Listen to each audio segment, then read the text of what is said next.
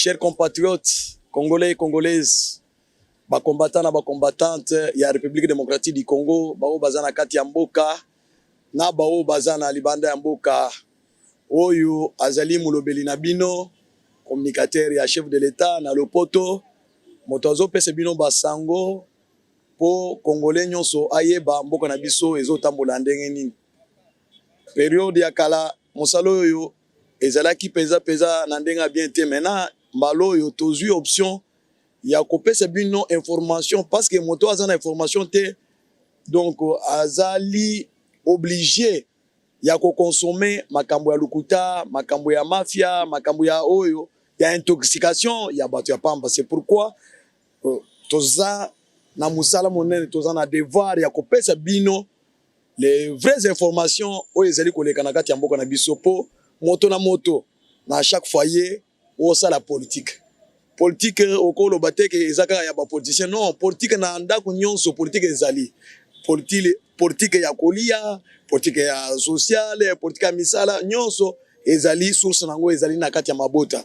C'est pourquoi tozali kopesa bino information oyo eko interpeller conscience ya peuple congolais poto yeba mboka na biso tolingi tambola ndenge nini, mboka na biso eza na niveau nini, donc par rapport ba mboka mususu toza na niveau nini. Nde yango pona mokolo lelo toza na ba sujet vif, tokoloba likambo etali nomination ya ba mandataire, ba nani oyo chef de l'État pesi confiance po ba entreprise ya l'État oyo esi ekufa na entreprise ya l'État oyo ba créer pona ko débooster économie na biso etambola likolo portefeuille na biso, donc ezala actif.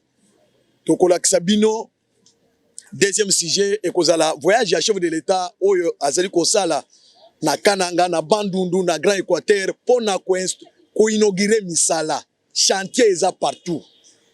Tokolobela makambo wana nyonso. Tokolobela troisième sujet oyo etali diplomatie ya chef de l'État par rapport à la guerre à l'Est, par rapport na communauté internationale, Assemblée générale ya Nations Unies, relation na biso na ba pays de grandes puissances ezali ndenge nini, est-ce que ezali ndenge ezalaki liboso ou bien échanger. Tokoyebisa bino comment le secrétaire général de l'IDPS Augustin Kabouya est en train donc de faire asseoir donc l'administration ya IDPS, base ya IDPS, et puis comportement ya ba combattant ezali lelo ndenge nini par rapport ya hiérarchie ya parti. Tokoyebisa bino makambo nyonso ezali koleka na kati ya parti, et puis tokochite na divers oyo tokotoucher ba point sensible oyo ezali na ba domaine ebele, domaine ya mobilisation des recettes, parce que boye baké la session tozanango eza tellement budgétaire, session en septembre ezali session budgétaire, boye ba comment les ministres des finances, les ministres des budget va mobiliser, donc basali projet nini tokoyebisa bino hauteur ya budget otokozala nango na année oyo ya 2023. Toko toucher les sous problème etali élection en République démocratique du Congo. Nani alingi donc que élection esalema na 2023, nani alingi te tokoyebisa bino. Toko lakisa bino les sous na divers ba école oyo ezali construit na moment oyo chef de l'État a eu pouvoir na régime oyo na ndenge zo salema na rentrée scolaire. Combien d'écoles tokola kisabino ba œuvre minene, ba infrastructure minene oyo zali ko salema, hôpital ya mama yemo eza na niveau nini oyo basali 18 ans, basali 32 ans, et komaki lokola. Donc congolais nyonso yebi, congolais nyonso afandi na Kinshasa yebi comment l'hôpital mama yemo a été donc construit pendant le Belge tina lelo. Quelle est donc sa nouvelle configuration na niveau ya Afrique, na niveau ya monde. Tokoyeba sabino makambo nyonso tu. Le reste ezali ba détail ebele o ko développer na kati ya émission. Ndenge toyebisi bino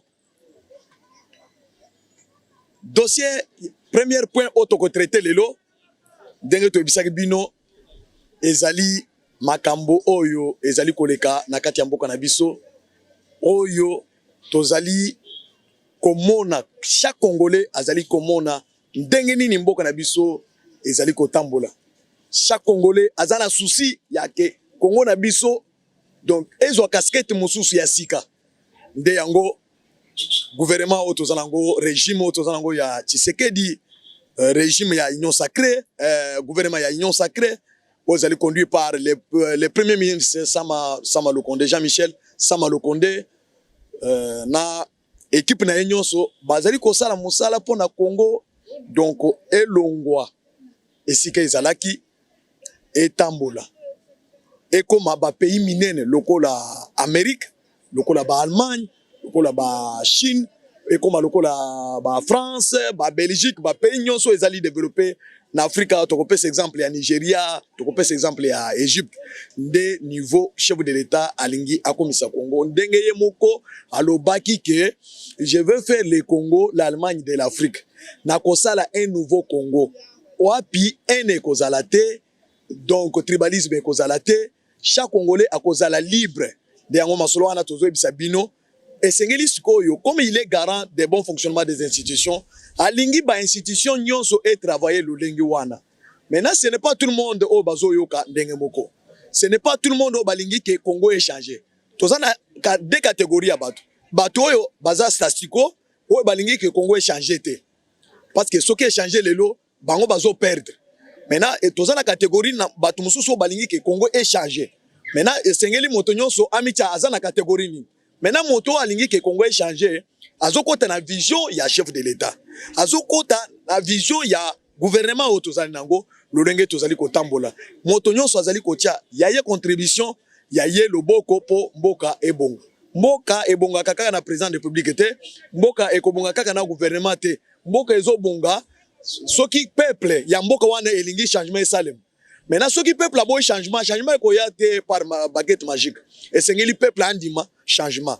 Maintenant les loyo toza na gouvernement ya Sama Lukonde, gouvernement ya Tshisekedi, oyo alingi ke mboka est changé.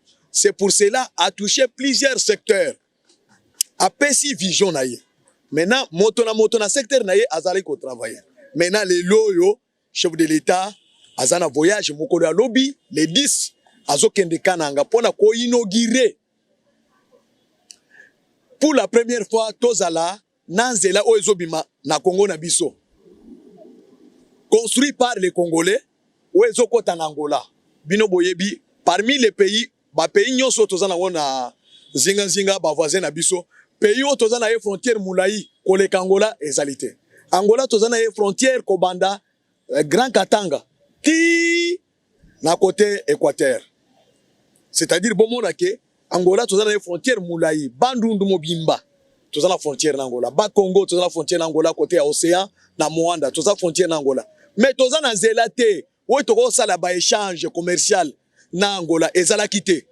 Maintenant esengeli chef de l'État Félix Tshisekedi aya a s'impliquer de façon que tozala na ouverture biloko ezo uta na port ya lobito ba Angola azana donc port munene. Maintenant biloko ezo uta kuna comment iko kokoma na Congo tala difficulté o tozana ngo na côté ya centre bitime na biso e o to salela kana ngonzela po e uta na Angola mille difficultés. Maintenant sengeli tozana na ouverture po côté donc est na biso e banda kozwa ravitaillement biloko to sala échange commercial na Angola à partir ya nzela ya Kalambambouche des chefs de l'État la saki misala wana. Maintenant les loyo première partie donc Cécilie azokende ko inaugurer yango et ko apporter plus na économie na biso et ko apporter plus na relation diplomatique na relation économique na politique entre l'Angola et la République démocratique du Congo. Et zo sala eloko babenga na lopoto donc désenclaver la partie centre ya République démocratique du Congo. Binomoko boyebi Kasai, le grand Kasai azana frontière atana mboka ata mokote. C'est pour cela bomoni donc grand Kasai atikali sima par rapport à la province musus pona nini zele zalakite. Et de deux, les chefs de l'État azokende ko lancer musala deuxième partie ya musala au totali nani donc barrage ya Chitekatende. Bao bayebite projet ya Chitekatende ezalaki lancé par les Belges depuis 1956. Mais to sali combien de mboula? Mobutu a sali 32 ans. Chitekatende et salemité. Kabila le père a eko sala 4 ans et salemité. Kabila oyo Joseph Kabila o auti kolongwa 18 ans. Alaki même na campagne électorale que à cause la chute dans 2 mois, dans 6 mois, à cause de ça. Dans l'élection en 2011, à sali ata elo comme côté. Maintenant, Esengeli Tshisekedi aya, à na janvier, na janvier, na Kasai, na décembre na Kasai, les loyo, misalawana est commune à 65%. Il y a exécution, il y a misala chute katen. Ce qui veut dire au mois de décembre, le Grand Kassai sera électrifié. C'est-à-dire, bah, entreprise est belle. Conséquence, ces années, bah, industrie de transformation et cocotte na Grand Kassai. Bah, industrie, donc, il y a alimentaire et cocotte na Grand Kassai. Bah, industrie agro-industrielle, agro-pastorale et cocotte na Grand Kassai. Par rapport à nini, il y a énergie électrique. Et ça l'a quitté. Binomoko boyebi, banda qui est aux Yingao. Bah, pays Moussousou, il y a Afrique, bah, pays à Europe. Et ça na courant ya yinga mais Grand Kassai oyo bazana kate République démocratique du Congo bazana courant wana te. Mais bon tout na pourquoi bazwa ki courant wana te. Maintenant Belge pona ko résoudre les kamwana lobaki que non il faut que ça la barrage mususu na Grand Kassai de barrage ya Chitkaten. Le loyo misala wana chef de l'état a s'impliquer atindi ba émissaire na ye ba na Inde ko son gouvernement indien ba sali faisabilité ba mona comment on peut réhabiliter misala wana pour misala wana et souka. Chef de l'État Zokende pour lancer deuxième phase. Il y a construction, il y a barrage Dinga. Pour votre information, barrage Dinga à Kozalanda kilowatt et belé. Où il faut suffire pour ravitailler les grands Kassai, c'est-à-dire 5 provinces. Kassai oriental, Kassai central, Kassai tout court de Chikapa, Lomami, Sankuru. Tous auront l'air courant à partir de Yachitakaten. O asalakate fachi azo salate asaleni yango wana misala ake ko lancer deuxième phase azokende. Maintenant avant que mandat esile, avant que 2023 to comme en décembre to ko inaugurer nani ko barrage ya Chitekaten. C'est-à-dire impact que vous allez makasi par rapport ya misala nzela ezali courant ezali na Kasai bako souffrir le sous été bako souffrir le sous donc biloko oyo tozana ngote pona koteka ba usine lokola miba ezo sanga énergie pona ko produire donc diamant ebele c'est-à-dire ekomatisa économie na biso lisusu ndango tolobi boy soki congolais apesi président Félix Tshisekedi confiance c'est-à-dire par rapport on a compris que bato balobaka que Martin Fayulu c'était sénégalais to komi ko pesa bango raison menace ko parce que au lieu à komisa président naye azoko no komisa président ya Sénégal qui n'avait rien à voir. Aujourd'hui, qu'est-ce que Martin Fayulu profite de Sénégal? Au moins, ce qu'on dengo zako bimisa na poasa yo mokoti. Vérité koyebana. Je vous dis que vérité peuple congolais, vérité koyebana boko yeba moko na moko. Batekili terrain. Ça la opposition yango. Aucune marche. Aucun mot d'ordre ya ville morte. Tango to bisa bino ke bobanda ko tambola na opposition sur mapeka ya IDPS boboyaki. Lelo IDPS alongwe na opposition a commis au pouvoir. C'est ce que l'opposition est allée swap. Or, l'opposition est allée contrepoids. Yo yebi ke mbele ba dictateur ba la mutu ya mboka te opposition IDP ça sale le lomboka na biso ezali awote. Tant ozo sala opposition zala ozo critiquer o sali proposition. Nde opposition wana te. Eza opposition ya kofinga te. Opposition ya réseaux sociaux. Hein, ko lancer biloko na réseaux sociaux pour na ko envoûter bateau. Donc, kokosa lukuta. Makambo nyonso oyo komi koloba, babimisio vérité eza lukuta. Olobi ke député ya tushaka $21,000. Lambert Menda ebisio. Apesi exemple ya arme. Un soldat, soldat congolais, a touché $200. Maintenant, ce n'est pas $200 en vrai dire. C'est au-delà. Teni naye. L'État a zozo en charge. Botini naye l'État a en charge. Équipement, armes wazanango, c'est l'État. Munitions wazanango, c'est l'État congolais. Ce que vous savez, notre militaire touche, un militaire congolais touche même $1,000, non? Parce que Baboy va réduire les charges Moussoussou, l'État lobby qui est à Zozongo à charge, parce que ce sont des charges de la souveraineté. C'est de même avec l'enseignant congolais.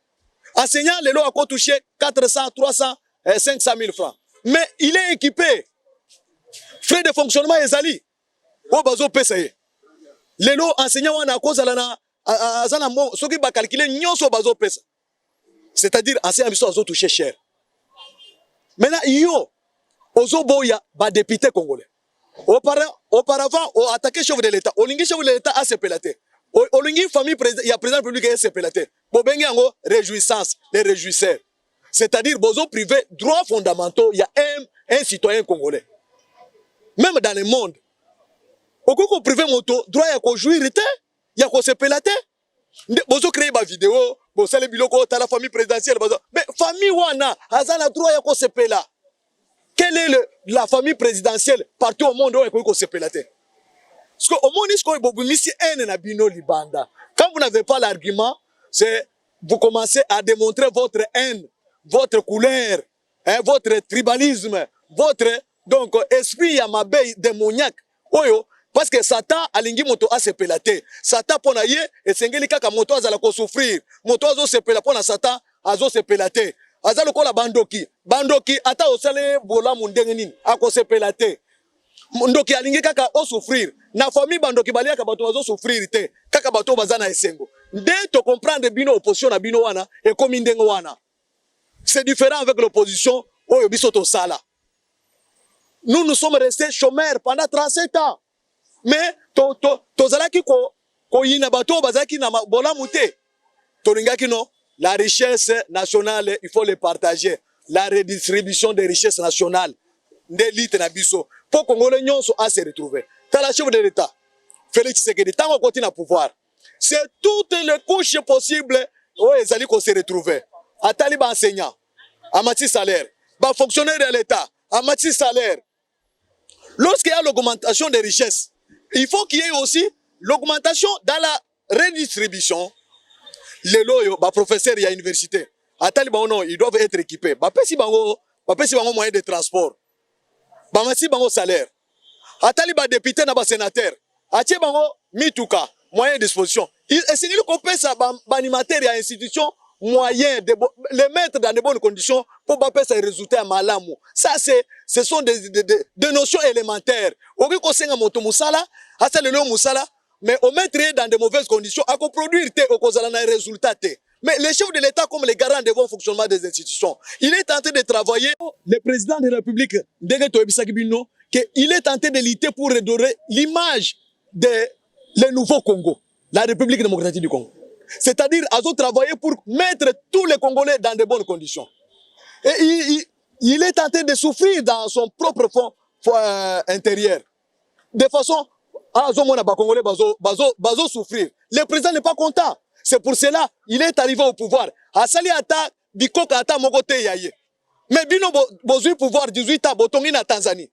Ba ville mobimba. Botangi na Afrique du Sud, botongi na Afrique du Sud. Botongi na Dubaï, botongi partout, mais botongi Congo vide. Mais lui est en train de venir pour redorer l'image de la République démocratique du Congo dans chaque secteur.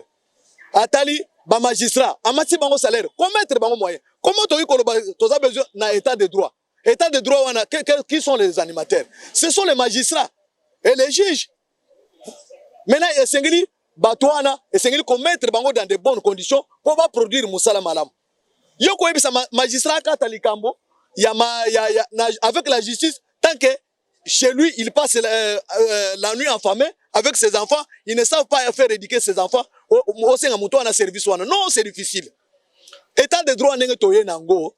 Et ça, le col a lancé les sous gratuité de l'enseignement, couverture de santé universelle, le projet de 145 territoires. Et aussi la mokolomo côté chaque Congolais wana bo tenir boyeba. Mais tous dans la sengo parce que est bandit. Parce que Moussala wana est bandit. Et Sengeli Moussala est banda. Mais tozo kende muke. Après une année, toko évaluer. Après 2 ans, toko évoluer. Après mandat, toko évoluer. Avant s'il sa mandat, c'est-à-dire toko tala niveau ya institution ko zalandeni. Les loyo nanya yebaki ke pétrole ezalaka na Congo. Tozana carence ya carburant les loyo. Mais talanenga bato bazoloba. Mais or tozali na pétrole awa na Congo ya ko exploiter 27 blocs. Les loyo tango azoke des États-Unis d'Amérique. Azoke des États-Unis d'Amérique. Akokoma na Texas et sika ba pétrolier du monde bazali. Po baya ko investir na pétrole, to explorer pétrole. Biso to koteka pétrole, ndenge Russie a bloqué. Parce que crise ya pétrole, crise ya carburant ezali mondial, non? Bon mona woke eza na Congo te. Parce que ndenge bato bakomi oh Boudimbo asali nini? Et c'est qu'on a d'ailleurs Boudimbo c'était un messie à féliciter, Didier Boudimbo. C'était un ministre à féliciter. Nous avons survécu survécu pendant que le pays moussous se faisait souffrir. Mais biso tozala qui bien. Le gouvernement de Samuel Konda a pris en charge. Les lots carburant na biso elingeza la. Tolinga to teka 1 litre na $10. Mais le gouvernement a foutu la biso. Maintenant les lots yo. Crise au salemi les lots. Impact au salemi. C'est pour payer des jours. On va résoudre ces problèmes-là. C'est un ministre qui travaille beaucoup pour résoudre la situation de notre pays. Toyebi sa kibinoti. Kendel tuna ceux qu'on a de connaître aux États-Unis, na France, na Belgique partout. Biloko e matiti. Pona carburant. Crise ya carburant est partout. Russie a bloqué. Pona commettre la guerre n'est pas tellement militaire ou bien sécuritaire. La guerre, il y a la guerre économique, il y a la guerre politique. Guerre est en dimension ébélée. La guerre est dans la communication. Ezali. Cher peuple, chers Congolais, que ce soit diaspora, que ce soit bazana katianani. Boye bake, tolinga d'abord mboka na biso. Tolinga banimateur et institution, to soutenir bango, to soutenir le chef de l'État et le Congo ira très loin. Makambo tozo ibisa bino ezali pona confronter binoté. Biso toko postuler poto comme ba présenter. Mais musala d'abord au chef de l'État azali ko sala. Sur toute l'étendue de la République. Tala lelo. Dossier auto étali armement. Biso tozo senga armement auto ko bunda to déloger force négative ya ba terroriste au bazana S na Bunagana. Les démocrates américains bazo pesa biso mbongo ya seni tobo yangote. Mais ezala ba dictateur baningi baboya. Biso toza besoin élection et salema. Mais avant élection et salema, et ko salema te sans que tozala na bato mususu na territoire na biso. C'est pour cela le chef de l'État est déterminé. Bato ba ebele baye. Oyebi comment batinile bato wapo andi makaka atika Rwanda atika la Rwanda parti ya mabele. Atika la Rwanda exploiter minerai na biso aboyi mwana mboka boy. C'est pour cela tolobi que il est nationaliste, il est héros national.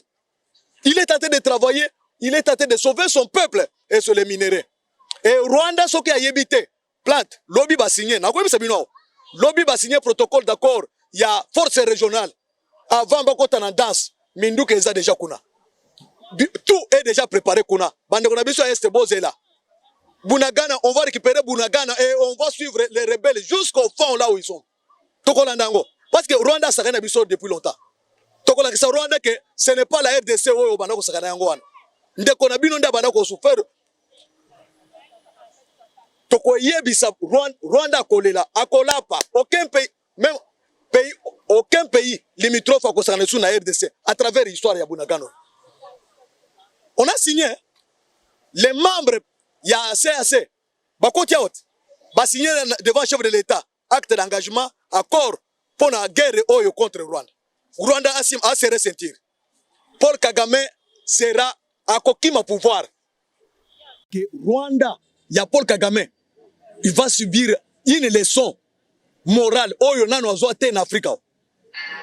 Donc infliger Rwanda gifle boko oyo a komekaliso kosakana un jour na bato baza simana ba kokima. Le chef de l'État est préparé pour ça. Il y a autant de militaires congolais, congolais du sang, de père et de mère. Bana balobi ba réclamer et sengeli tokota. Ceux qui guerre sili na Bunagana, to récupérer Bunagana, on va franchir parce que rebelles, terroristes balanda bango esika nyonso bakei. Que ça soit l'Ouganda, oya pesi nani ba rebelle place bakoyeba frappe o ezali. Signature Salemi lobby accord. Na toutes les armées au bazana sous-région, na organisation sous-régionale ya CAC Afrique de l'Est ba signé. Les éléments sont déjà sur terrain. Maintenant comme ba signé lobby, toko attaquer Bunagana, on va récupérer Bunagana et puis on va suivre les rebelles d'M23, les terroristes là et c'est gagnon bazali. Maintenant to comment on a payé à côté et ça sera grave. Ça sera très grave. Et ça sera une leçon et départ il y a Paul Kagame. Comme tu sais que dit à Sengi Paul Kagame na Malembe sur le plan bilatéral, diplomatique, nyonso basali le Rwanda tout ce qu'on pouvait faire. Rwanda limité. Maintenant nous allons tozo bundisa Rwanda avec liloba moko mabele oyo eza ya yete mabele oyo eza ya ba Congolais. Comment un petit pays peut nous mettre à mal pendant plusieurs années? Depuis 1994, le Congo est tenté de souffrir à cause de Rwanda. Bah investisseurs bazoboya koya ko investir na Congo à cause de Rwanda. Mais nous allons voir qui est derrière Rwanda. Et vous allez voir comment la guerre va s'éclater. Et Paul Kagame akolapa na bato baza simanaye. Na ramification azana ngona kati ya Congo. Tout le monde va pleurer. Maintenant tokoti na phase ya guerre non? Yebela.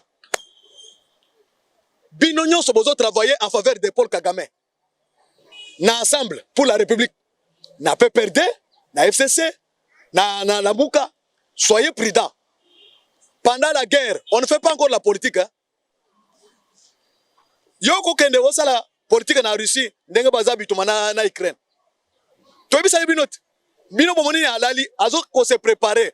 Azo sala dernier assaut et les commandos sont préparés. Les militaires.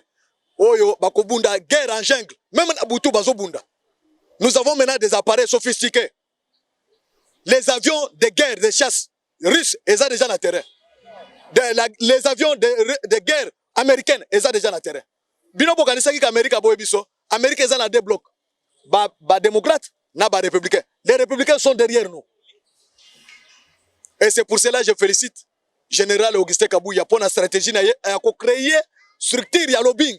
En dehors, il y a président de la République Azobunda, sur le plan politique, na moyen de l'État, le général Augustin Kabouya a créé noyau dur. Il y a des Congolais au bazar en Amérique pour faire le lobbying. Et ça va se jouer comme ça pour pérenniser le pouvoir. Coup de chapeau au général Augustin Kabouya. Na esprit, il y a créé diplomatie dans le Moussous. Tout ça qui distrait, non? Les pouvoirs, quand on les gère, quand on les prend les pouvoirs, c'est pour les conserver le plus longtemps possible. Donc, quand on a la distraction, tu es général. Tous ont préparé l'élection en 2023. Les Occidentaux sont capables de nous fabriquer un opposant, fabriquer, jouer dans la psychologie, créer un trouble là. Tous ont des transitions. Comme leur esprit, ils trouvent que Congo, à la lire où vont les choses, il n'y a pas quelqu'un qui peut battre Félix Tshisekedi aux élections. Même un ange qui vient du ciel, il ne peut pas battre Félix Tshisekedi. Parce que les Congolais ont longtemps souffert dans toute la République. Mais, misala ou Félix a fongoli na Congo mobimba. Makamo Félix azali kosala. Ba mama ya basi ya ba militaire, basi ya ba policier, o ba bana ko souffrir, ba toucher 36 000 francs. Mais bon moni moyen condition ba tiaki ba Congolais. Chef de l'État est en train de résoudre petit à petit avec les petits moyens. Il y a mobilisation des recettes. Oyo, ministre, excellent ministre en régime, Nicolas Kazadi est en train de mobiliser. C'est pour la première fois. Les lois, budget en septembre, budget oyo. Naibisa binot. Et ça parmi les sujets, budget et Kozala, au-delà de 15 milliards. Mais, dans 2 ans seulement, budget et bimina 11 milliards, et autres n'a 15 milliards. Mais bino bosali awa, 18 ans, aux autres que le budget il y a 3 milliards, 4 milliards. Maintenant, Congolais pouvaient se retrouver. Beaucoup de gens compte na poto, banana bino bazo tangana poto, ba Congolais bazo souffrir. Et autres sala bino rien. Mais tu sais qui dit aïe. Mbongo babana ko tcha na poche wana, tu sais qui dit alobi pas question IGF Télémao, Gila Lingette Télémao. Et aujourd'hui, c'est la Cour des comptes côté en danse. Vous allez voir comment on va mobiliser les recettes. Bamiyibi, Bakolela. La guerre contre Miyibi. Et au même moment, on contre la guerre contre les antivaleurs, la guerre contre Bamiyibi, Abiloko à l'État, la guerre à l'est du pays va s'intensifier et chaque pays a yebi que azana ramification la guerre à l'est, ba Congolais ba koufi belé. Même monde Bobimba, ba kozala ba témoin. ONU sera notre témoin. Les États-Unis d'Amérique sera notre témoin.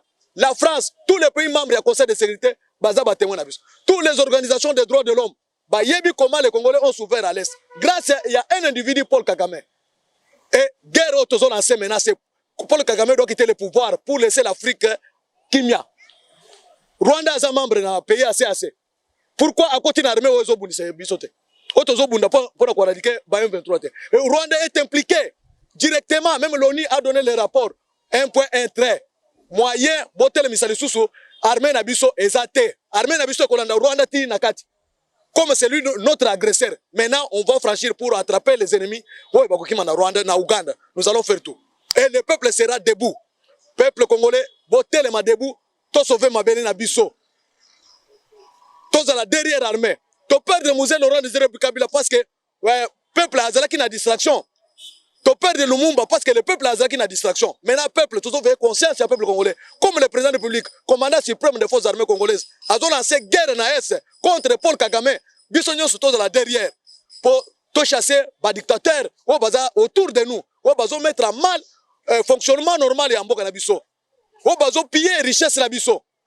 Maintenant, essengeli richesse et apporter un plus dans le panier de la ménagère congolaise. C'est pour cette raison-là, tous les féliciter les députés, tous les députés, pour voter la loi de finances et en 2023 avec conscience, pour réduire le train de vie à l'institution nyonso, pour augmenter le secteur social. Le peuple a se retrouvé, le peuple congolais n'a jamais bénéficié de ses propres minéraux. Ça fait longtemps. Le président de l'Assemblée nationale, Mbosso Kodia, coup de chapeau. Tosengi cette fois-ci, c'est chose au quota. Yon a équipe na yo mobimba. Le premier vice-président, le professeur Mbata, Bozolanda Bissau. Bon travailler pour l'intérêt du peuple. Cette fois-ci, le budget doit être social. Le budget doit être sécuritaire. Et bon développer le secteur nyons. Bon tiens malobaya, chef de l'État en exécution. Chef de l'État lobaki, il faut réduire les trains de vie d'institution, tout valoriser, tout ça. Pour ma casse, c'est social. Social, c'est l'enseignement, la santé, les infrastructures, tout ça, tout valoriser en gros. Et tout ça, bon tiens budget belé la guerre. D'ailleurs, notre armée a sa propre, donc a son propre budget. C'est fini, non? Nous sommes capables, il y a quelqu'un en Israël, Kozomanduki, bah armement sophistiqué. D'ailleurs, le chef de l'État est en train de travailler. Bino boyebite, bon monaki le kola mwana pam. Asa mwana nkoiti. Bon comment on a Kagame à sauter na vélo, bah Museveni wana bazo ki mamba mbao. Nano ba mona guerre terre. Ils ont joué avec notre territoire. Ils ont violé notre territoire. Et puis au comment on a ba Congolais bazo betela au Rwanda maboko, bazo betela au Uganda maboko. Mais yambalo boko c'est bokole. Parce qu'on va arrêter beaucoup de gens qui sont en réunification avec les pays étrangers pour traquer, pour mettre à mal le peuple congolais. On va travailler sur ça. Nos services de renseignement sont déjà en ébullition et en train de se préparer. Contre Motonyon à Kokote la Rwanda, contre Motonyon à Kokote la Ouganda, les chefs d'État ont lancé guerre. Tout le monde doit être derrière nos forces armées congolaises. Félicitations à général Chiweo, Christian, général Chico Chantambo, Azana Front. Atiki kozala awa na kati ya capitale comme garde commandant sekoya garde républicain mais azala zamba azobunda pona ko sauver mboka na biso na mabele yo ko lobela ngai te o boy na boy tango omoni ba nomé ba magistrat wana omoni ba kombo ya rebelle ndenge to banda ko landango ça s'appelle haute trahison. Vous avez trahi le pays, vous n'avez pas droit à kokima bino bomoni ke batiki bino pamba na minute Paul Joseph Kabila est en train de plaider pour Abimamboka. Akobimate, guerre ici là d'abord. Toyeba, banani, bazalaki utilisé pour na koboma ba Congolais. Yo okend, ozawana, zalaka na kingakati wana. Guerre ici. Tobi sa binote. Zalawana, guerre ici là d'abord. Maintenant tout ça la bilan. Ba Congolais ba kufi combien? Ba kufi le nini? Yo zozo minéré na biso zo pesa. Ndeko na yo pour Kagame. Na Museveni. Ba exploiter. Et puis, bobo maba Congolais. Toko senga. Si on y a lingi tolongwa, na conseil na organisation ya oni tokolongwa. Mais comme ONI ne peut pas accepter de perdre la RDC, toko senga ye tous les résolutions, rapport nyonso ya massacre o salami na es e bimao. Opposant à Kozalate. Et na élection en 2023, moto la force de Tshisekedi à Kozalate. Tshisekedi tala bandaye. Azo bonakaka kimia kota na es. Et puis azo sa la reconstruction. Azo sa la par tous les moyens.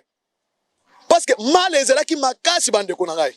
Mabe ezalaki makasi mboka ezalaki ya koteka bateka mboka. Tozalaki na mboka te. Moto yeko sala réorganisation ya mboka na biso, c'est le président de la République Félix Tshisekedi. Ouais, tozo senga peuple congolais nyoso à comprendre. Mon peuple périt par manque de connaissances. Peuple congolais il faut ayoka makambo tozoloba. À comprendre que mboka na biso bateka kiango. Maintenant lelo Tshisekedi azobunda contre Rwanda, Uganda, abubimba congolais. Poto récupérer mabele na biso. Ba infiltré ba Rwandais na armée na biso nyos na la police na service de renseignement nyos service de sécurité nyos mais Tshisekedi est en train de lutter pour ça mais ce que moni moto za contre Tshisekedi moto wana za pour qui il roule pour qui maintenant au comment ba congolais ba betele maboko non nous devons changer changement de mentalité notre mentalité doit changer moto zo sala bolamo bozo combattre moto zo sala mabe bozo betele maboko nous sommes quel un peuple. Peuple oyo azo soutenir papa, mwana azo soutenir papa na ete. Azo soutenir maman na ete. Mwana wana babenga kenan. Mwana wana azo betela ba papa ya ba voisin maboko. Mais azo finga papa na ye. Mwana wana na éducation to benga ka mwana ni. C'est le comportement de nos opposants oyo bo tozana bango lelo. le président de la République est venu pour sauver la RDC. Réhabiliter la RDC, à récupérer Bissika Naye. Non? Les jours où les Congolais comprendre vision, na lit, oyo, IDP Samenaki, Congolais n'y ont pas la Kidou. Et ça sera une mobilisation totale. Bino Bokanesi que Ndenge, chef de l'État, a lancé guerre à l'Est. Ceux qui ont lancé mobilisation et soutien, Congo Mobimba. Est-ce que l'armée rwandaise a causé la résistance? Même l'armée ougandaise a causé la résistance na FARDC? FARDC, militaire, a mis des formations partout ailleurs. Bon, mon aki a Martin Fayoulou, a critiqué le chef de l'État, a kende voyage belé. Voyage ouane, ils allaient qui pona, qu'on déboulonne le système, ils allaient qui n'a qu'à tiamboka, ou ils allaient qu'on privé intérêt à Congolais. Voyage ouana, chef de l'État, a qu'on kende na Congolais, ta formation, tous en armée à Congolais. Aujourd'hui, dans notre armée, les Congolais sont maintenant majoritaires. Au contraire, il y a année antérieure. C'est pour cela que le chef de l'État a fait tolo pour la guerre avec Kagame. Ni t'étais la formation des militaires, te former na nani nyonso, secrétaire nyonso. Baoya likolo, baoya mai, baoya terrestre. Tout, nous sommes, notre armée maintenant est équipée. Et d'ici là, ça sera la meilleure armée de l'Afrique tout entière. Parce que par rapport au nombre, jeunes badere makasi na armée. Tous les militaires rebelles. Les vrais Congolais ont conscience que tout le monde armé pour défendre ma belle nabiso. Militaires ba combien belé? Na front kuna soko moni bana bazolo bakaka lingala. Swahili, Chiluba, Kikongo. Makambo ya ezate. Na armé nabiso. Tant que que les jours où les Congolais vont compter, même un député belge à l'Obaka, na mystique le à l'Obaka que les jours où les esclaves comprendront, les gens vont regretter. Maintenant, nous allons donner une leçon pour toute l'Afrique à travers Paul Kagame, na Museveni. Comme Tolinga qui t'offre na bango bien, Baboyi. Chef de l'État a fait beaucoup d'efforts. À cette concession belé. Fati Béton. À continuer à réunion. Rwanda n'a pas voulu comprendre. Maintenant, il faut d'abord un militaire, un terroriste, il faut le terroriser. Comme Paul Kagame, c'est un terroriste. Chargé en Afrique centrale pour terroriser, pour aïbe la multinationale, minérale, nabiso, et c'est maintenant à jouer les leçons maintenant. Le chef de l'État a parlé avec tout le monde. De façon que Moto Alingi koya coopérer dans le Congo, investir dans le Congo, aïe par la grande porte. Ses bras est ouvert. Gagnant, 50-50. Yo ozui, ba Congolais peut pas bénéficier. Maintenant, yo zobo ndengeni. Bino bozobo ya kaka bolingi kaka Rwanda, ba utiliser. Maintenant, nous allons voir. Et ça va être très dangereux. Le chef de l'État donc est en train de traîner 27 pays derrière lui, en Afrique. Mais tout comment on a pays au côté de la Rwanda. Tout comment on a pays au côté de la nane au Ouganda. C'est grave. C'est pour cela je soutiens notre armée, nos FARDC, dans le soutien populaire. Nous allons mobiliser le peuple derrière vous. Bon, les jours où le chef de l'État, commandant suprême, a coaché manette satellitaire, a tiré bouton, guerre, à lancer guerre. Nous allons mobiliser le peuple derrière vous. Et vous allez gagner cette guerre. Et c'est un assaut directement, même dans la capitale, on a les totiers, parce que trop, c'est trop. Et nous allons mobiliser les gens pour soutenir notre armée et soutenir les institutions de la République. Et nous allons voir qui va nous contredire. Awaneng na ibisibino. Budget na biso ekoleka. Plus de 15 milliards de dollars. Pour la première fois, non? Coup de chapeau à Nicolas Kazadi. C'est un bravoure, un homme fort. Coup de chapeau, la ministre de la Mine, Maman Antoinette Sambasali, réforme. Les noms mine comme qu'on reportait biso dividende. Na budget. Secteur monen où ils ont contribué. Les noms minéraux na biso mati valeur et valeur. Cobalt, cuivre et mati si les marchés bourse internationale et valeur non. Boze la bokoyoka. Coltan. Rwanda Coltan, producteur à Coltan, aux Coltan de Rwanda. Nous allons voir comment tu es devenu premier producteur à Rwanda. Pour Kagame azola la terre, azomona rêve donc makambo ya mabe na ndoto. Ayiba moto a uti wapi. Parce que nous qu'on a eu azala ki awa bana ko servir ye. Ko sala ye passe azotekele mabele. Maintenant, aujourd'hui, il ne contrôle pas notre appareil sécuritaire. sécurité na biso ayebi yango lisuté azo comprendre TG bazo tekele carte té tout le monde qui était donc na obédience à Paul Kagame ils sont mis à l'écart des gestions armées. Félicitations la général Augustin Kabouya pour la réorganisation du parti. Aujourd'hui, nous avons des gouverneurs, nous avons des mandataires. Et je crois qu'en revoyant les choses, pour gagner UDPS élection, la majorité, chef d'État aura sa propre majorité. Et vous allez voir comment les députés congolais, ils sont récupérés dans leur maison. Et la mobilisation de la campagne, avec des preuves. Le pays est en train d'avancer. Petit à petit, le Congo est en train de prendre une autre couleur. Sur le plan diplomatique, ce pays est comme une sa considération dans la RDC. Pays c'est comme que la RDC c'est un pays, donc c'est un partenaire sérieux. Hein? La RDC c'est un pays pour lequel si vous avez des relations bilatérales avec lui, vous pouvez progresser dans plusieurs domaines. Le peuple congolais, tout c'est une diplomatie à chef de l'État. Tout c'est une diplomatie, combattant, c'est une diplomatie à secrétaire Augustin Kabouya, qui est en train d'aménager aucun effort pour la réhabiliter l'image à IDPS. En nommé sur le plan diplomatique, autant de représentants dans le pays belé, autant de fédéraux, ces sectionnaires dans le pays nyonso ya poto. Parce que vous voyez que l'élection au Tozanango, Tozo prépare na kati mboka, Tozo prépare libanda mboka lisusu. Parce que ce sont les Congolais qui sont à la diaspora qui vont nous aider à dénicher les mafias qui se préparent là-bas. C'est pourquoi le secrétaire général Augustin Kabouya, coup de chapeau, pour la première fois, il dépasse à Fongola. Sauf à la période de Tiens Tshisekedi, où l'actuel président de la République a qui chargé la diplomatie à l'extérieur. Mais depuis que le président est devenu président de la République, la diplomatie n'a pas IDPS moto azali ko wana attaqué yango moyen to ça la diplomatie ezala kité to ça na bato ba ko ça le lobbying en dehors ya chef de l'état pour to conserver pouvoir parce que pouvoir Félix Tshisekedi azalango ezali pouvoir ya IDPS et sengeli IDPS abunda makasi accompagner chef de l'état pour to conserver le pouvoir le plus longtemps possible pour l'intérêt des peuples et non pour nos propres intérêts à nous ndé yango to senga chef de le secrétaire général kaka plan na ndenga si tracé to yebi déjà bato baza déjà aligné pour nous la diplomatie na biso tozana bato ebele ba papi Luzolo na États-Unis ba mama Christine na Londres ba papa Jean na Canada na Texas bato ebele ba Jean-Claude Moubenga tout le monde cette équipe là doivent être donc considérés donc chargés pour faire le lobbying ils savent ce qui se passe là-bas biso soki to la liao to s'inclinao le Mundele est capable de faire tout et c'est une équipe forte là-bas aux États-Unis d'Amérique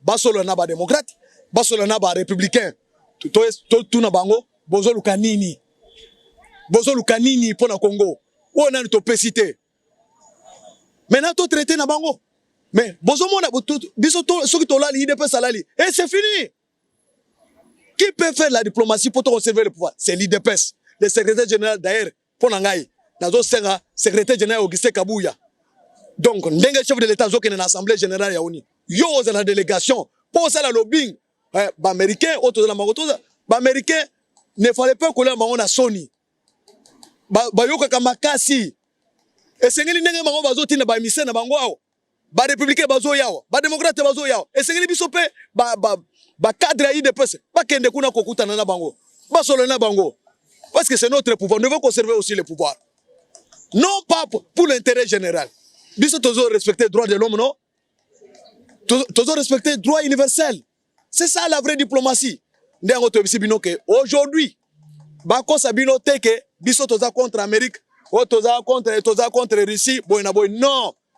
Le chef de l'État dans sa diplomatie, il est en train d'entretenir de bonnes relations avec toutes les grandes puissances du monde. Et pour des intérêts, parce que en diplomatie, c'est le monde d'intérêt. Il n'y a pas question, ce qui intérêt à RDC Zalité, tokoy ko collaborer na yote. C'est ça. C'est pourquoi Russie tant que tu Mandouki, sauf que eye, tant que tu Amérique eye, Israël a pesi, Turquie a pesi, ba payer ça ebele o ba pesi biso binduki. Rwanda collé la colla pas et ça sera la fin. Comme ba sengi atika yokite, Rwanda a komekate. Tout ça c'est la diplomatie. La diplomatie c'est une arme.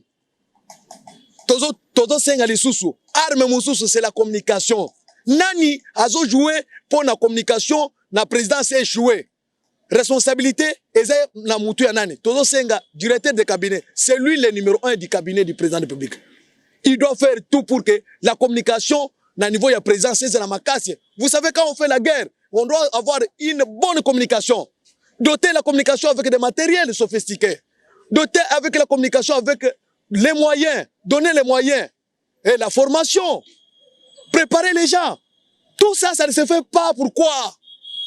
Bisson n'est pas communicateur et chef de l'État. Tout le monde a organisation. Tala lelo.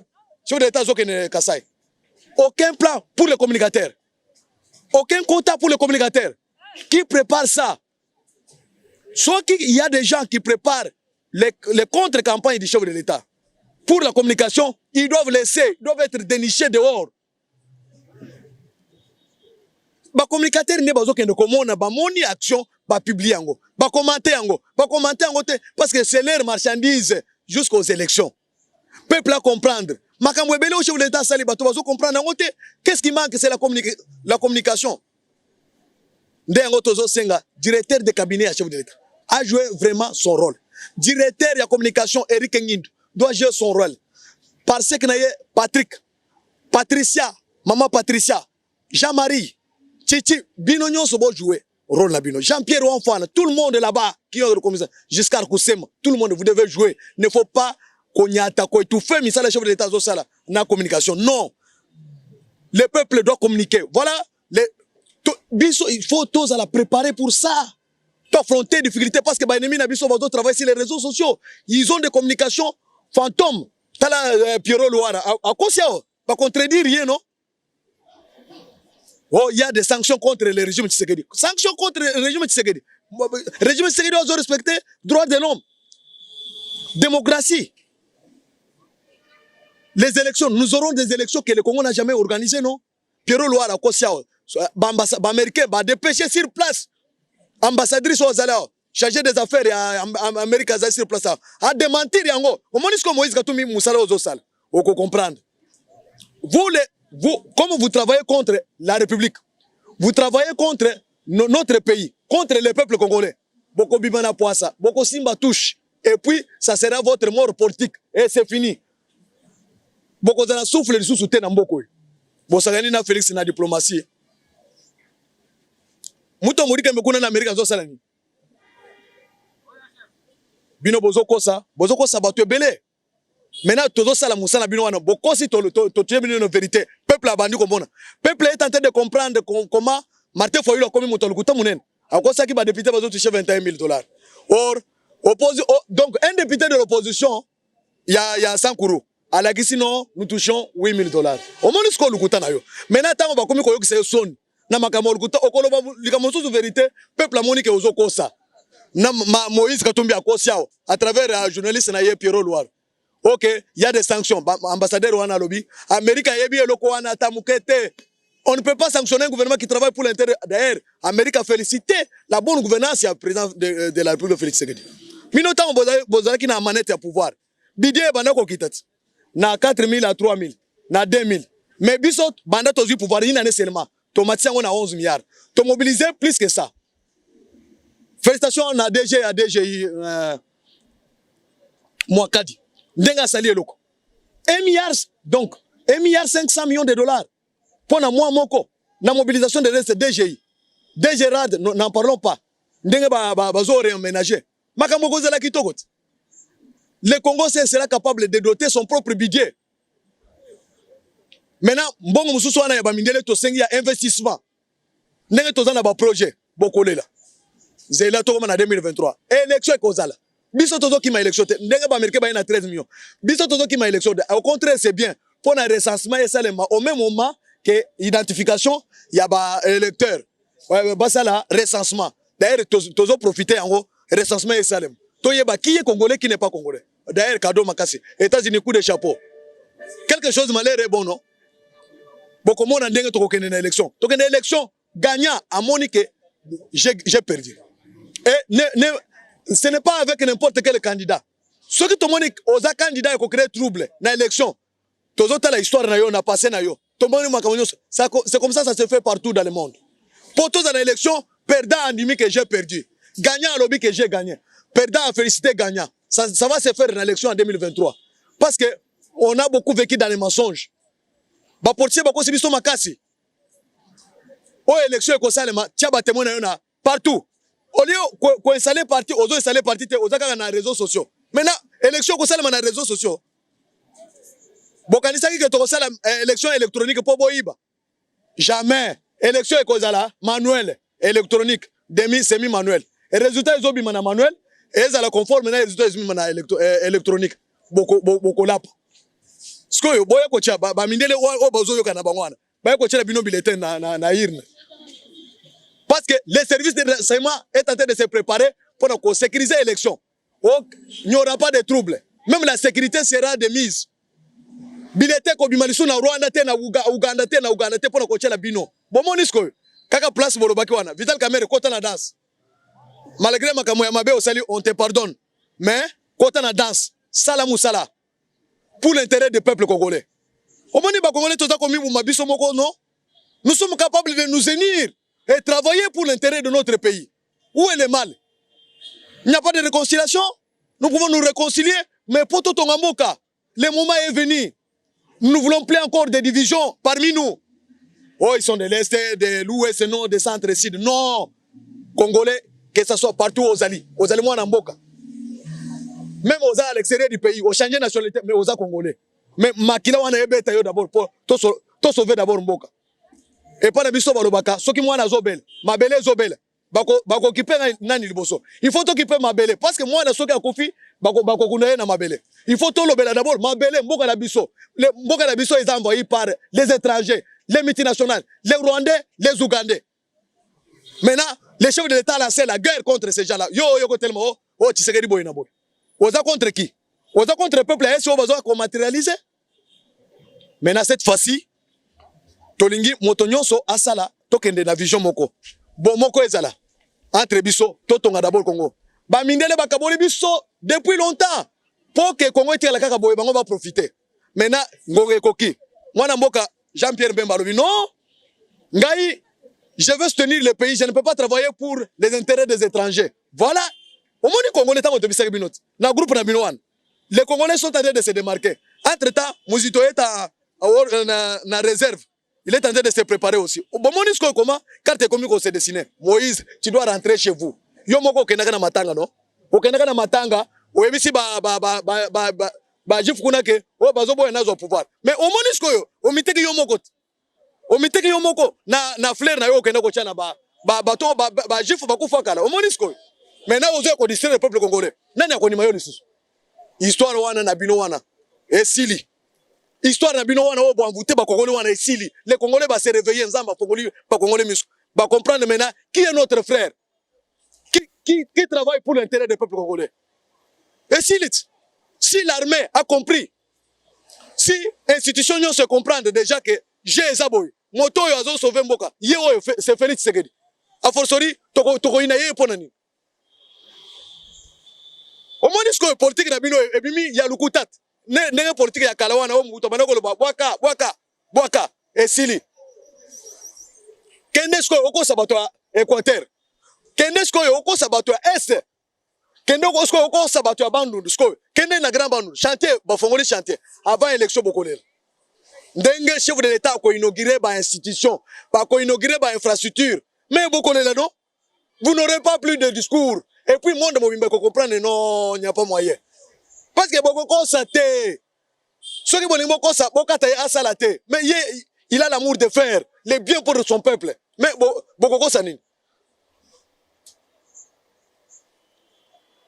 Basi d'Africains tant ba comprenaki.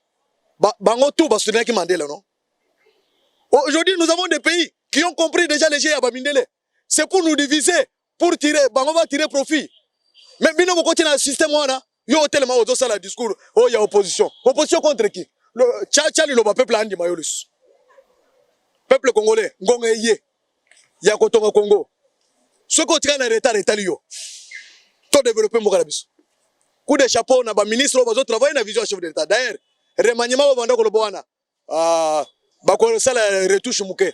Tous les ministres qui ont travaillé et qui ont atteint les objectifs qui travaillent dans la vision du chef de l'état ba ko zala. Tout ça c'est une cohésion nationale.